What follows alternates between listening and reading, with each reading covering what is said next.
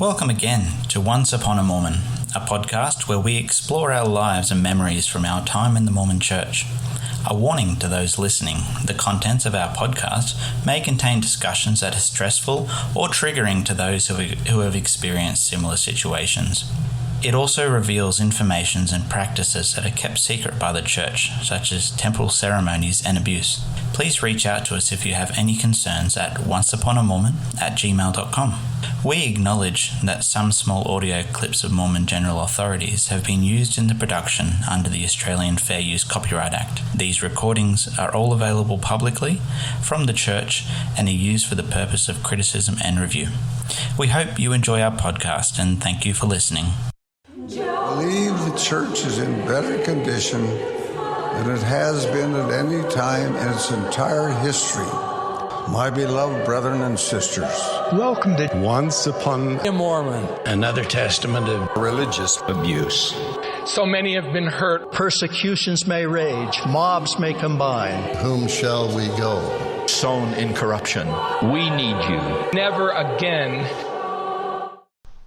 So ladies and gentlemen, welcome to the very first episode of Once Upon a Mormon. Today joining me, I guess as an introduction, my name is Ephraim.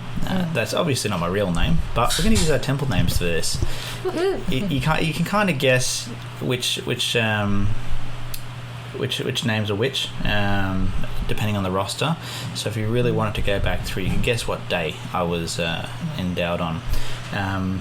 But yeah, so my name's Ephraim. I will be presiding over today's meeting and conducting it as well.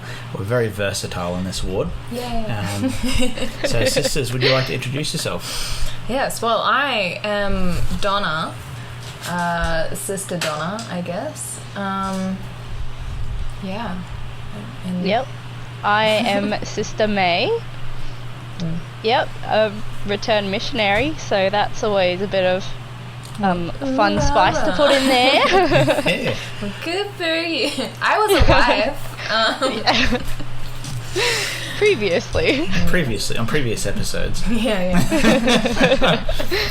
Well, thank you, sisters, for joining us today.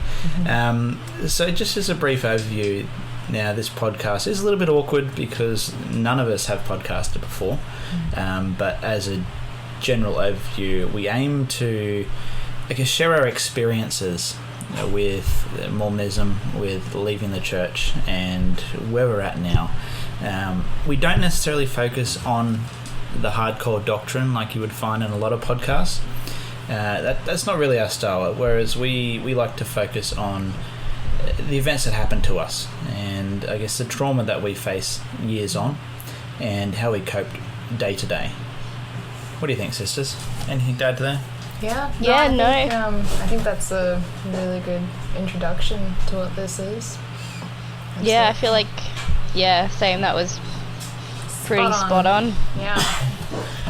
Excellent. Well, this won't be a very long episode, but just to get to know us a little bit, get to know our background and our story, we just want to do a few brief introductions. So let's start up with Sister Donna.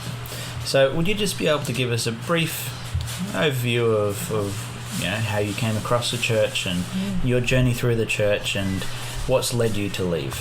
Okay. All right. Well, this is like my whole life story, so strap in, guys. I should probably start by saying I'm 24. I was born into the church, so my mum was brought up in the church and my dad was a convert. I think he converted a little bit before meeting my mum.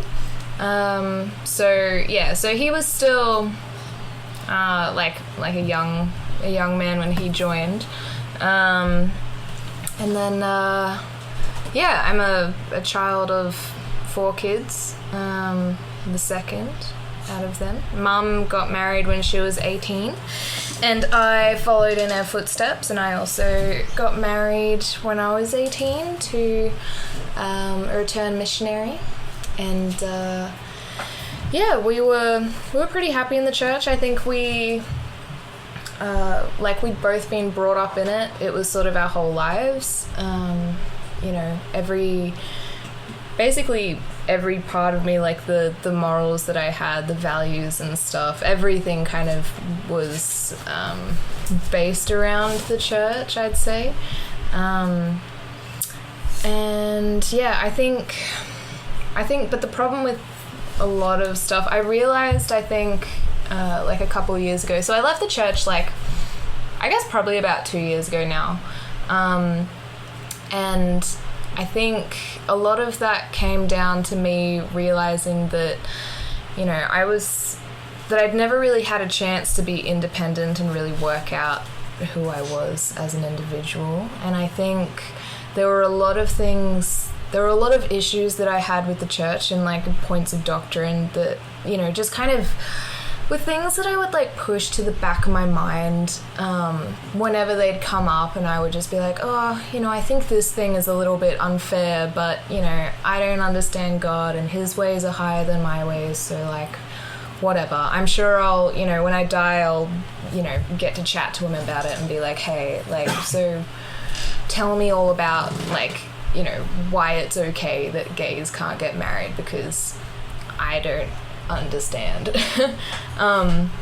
But yeah, so there was a lot of things. So I think things that led me to leaving the church, my husband and I had just moved into a new ward.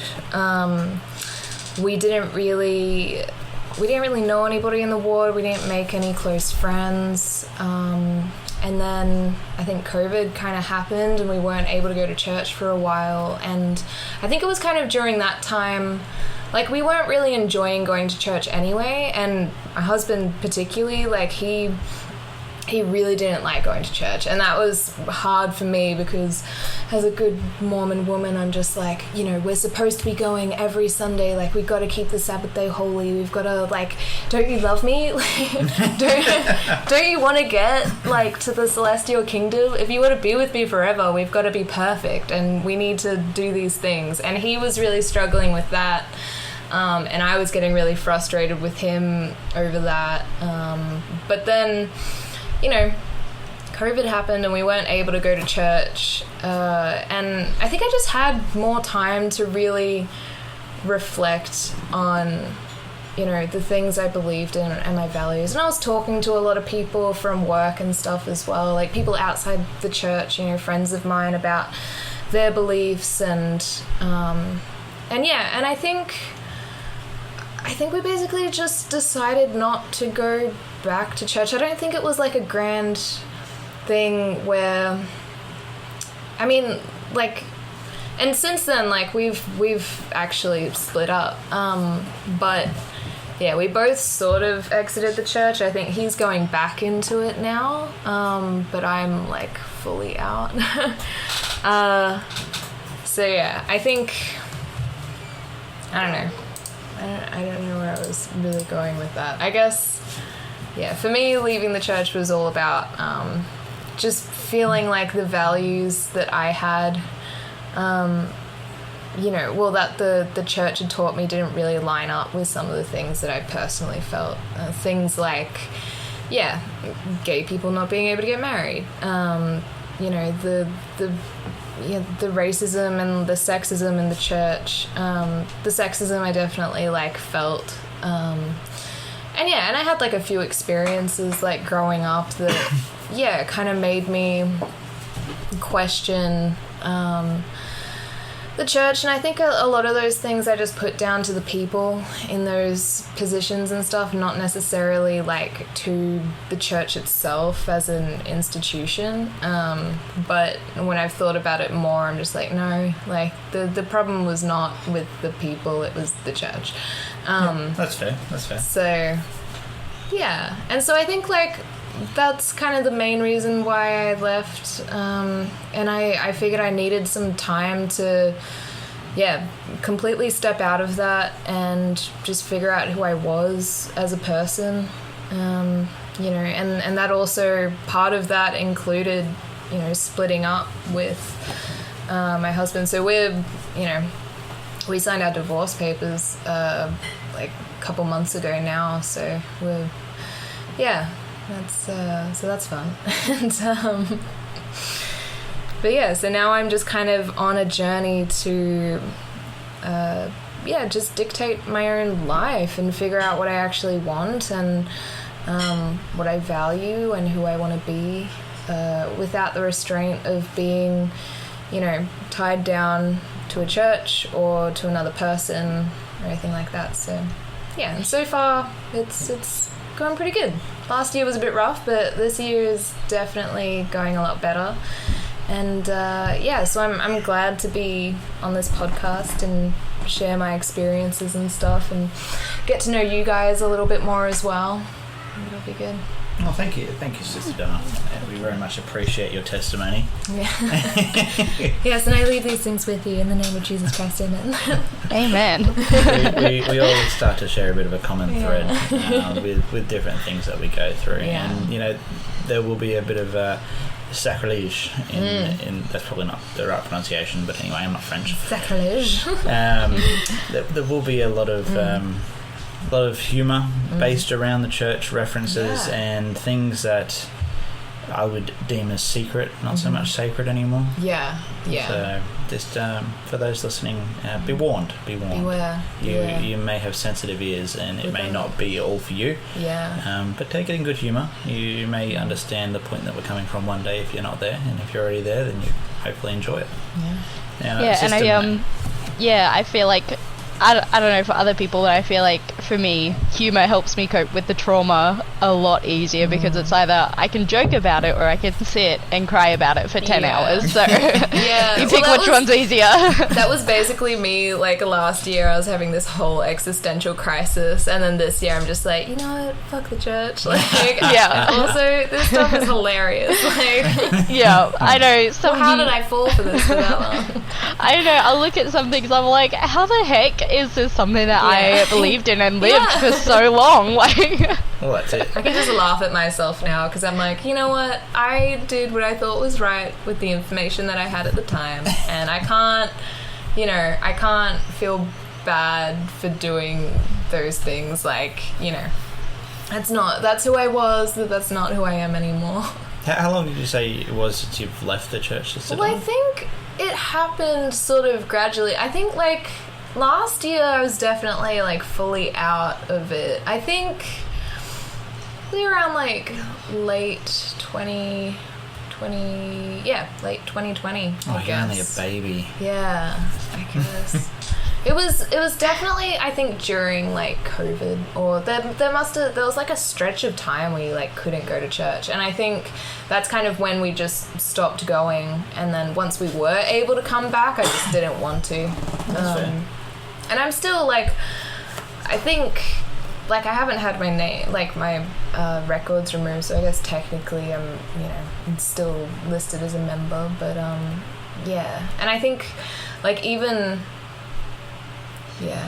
I'd say probably late 2020 or mid 2020, sometime around then. Yeah, that's fair. Yeah. That's an unflattering angle if I do it full screen. So, okay, yeah, that makes sense. That's, you're still getting your feet after being out of the church and breaking those bonds. It was part of my life for a long time, and it was really like a lot of changes kind of all at once, because it was leaving the church and then also having that whole relationship breakdown with my husband as well, which was like a big thing. And I feel like now I'm sort of, I'm on a good track now. I'm in a good rhythm. I feel like things are getting a lot better, and I'm really enjoying not being in the church. That's fair. I feel a lot happier without it in my life. Like, it's been a good experience. Do you still get a lot of contact from people at church? Not really. And that was something that kind of annoyed me a little bit, because like, we were in that ward, and they called us into different callings in that ward and stuff. Like, we knew a few people. We weren't really close with anyone, but like, after leaving, nobody called to like check up on us. Like, I have neighbors that literally live on the same street that I go to church with, and like I walk past their house almost every day when I walk my dog, and like pretty sure I've seen them come home from church a couple times. Like, there's just no contact from anyone, which I guess part of me is grateful for. Like, I'm glad that I'm not getting harassed by people being like, oh, do you want to, like,